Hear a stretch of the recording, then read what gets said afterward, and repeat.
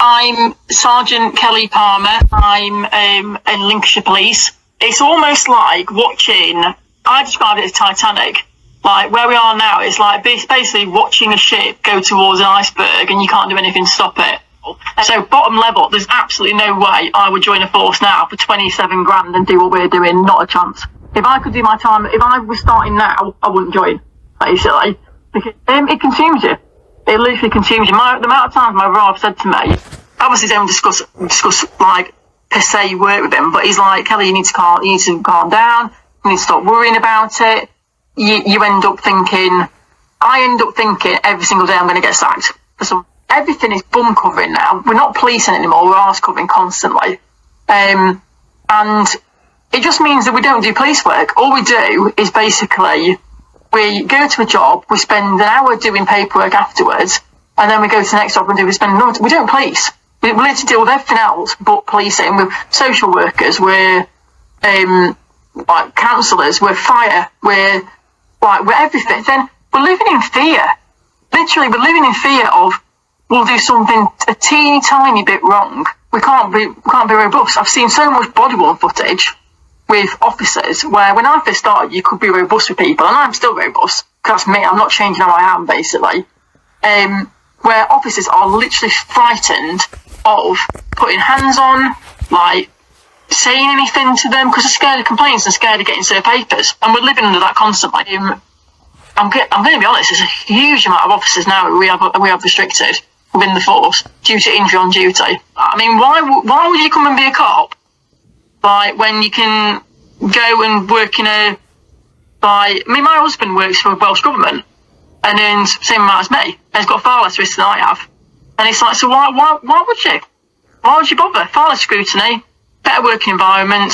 I mean, agile working is something that police really need to look into. Why would you do it? Like, if you're a bin man, like, why would you come in? Like I said, if I was a new cop now, I wouldn't do it. I literally would be like, nope, not going to bother. I'm not going to live on the breadline, get 7 balls kicked out of me, get no support from within my ranks, outside my ranks, from the public. If there's no way I'd join. I would just be like, nah, I'll go and work for a council, or I'll go and be a train driver and then 60k. Like, why would you put yourself on the street? I'm Sergeant Kelly Palmer. Based on Sergeant Kelly Palmer's testimony, we get a raw and sobering picture of the crisis facing policing in the UK today. She compares the situation to the Titanic heading straight toward an iceberg. Everyone can see the disaster coming, but no one in power is doing anything to stop it. The first issue she raises is the sheer imbalance between pay and risk. At PEP's $27,000 a year, Palmer admits there is no way she would join the force if she were starting over. The job consumes every part of your life, mentally, physically, emotionally, yet the support from within the ranks, from leadership, and from the public is practically non-existent. Palmer also exposes a deeper cultural shift. Policing is no longer about law enforcement. Officers spend more time filling out forms than actually dealing with crime. They've been turned into social workers, counselors, and paper pushers, constantly living in fear of complaints, lawsuits, or disciplinary action. Instead of acting decisively to protect the public, officers hesitate, worried that one small mistake will cost them their careers. What was once a tough, community-protecting profession has now become an endless cycle of covering your back rather than real policing. She highlights the absurd comparison with other jobs. A train driver can earn $60,000 a year with none of the daily dangers or constant scrutiny faced by police officers. Meanwhile, policing exposes officers to assaults, long-term injuries, mental health breakdowns, and relentless public criticism. Under those conditions, she asks a blunt question: why would anyone join the force today? Palmer's words are more than personal frustration. They are a warning. If nothing changes, policing will lose dedicated officers to safer, better paid jobs, leaving the force hollowed out and the public exposed. What we see in her account is not just burnout, but a system-wide failure that threatens the future of law enforcement in the UK. Paul, the statistics we can see that pubs are closing at a rate of knots, unfortunately, but these are hubs of the community. These are places where people have huge amounts of memories, and of course the landlords themselves losing their livelihood.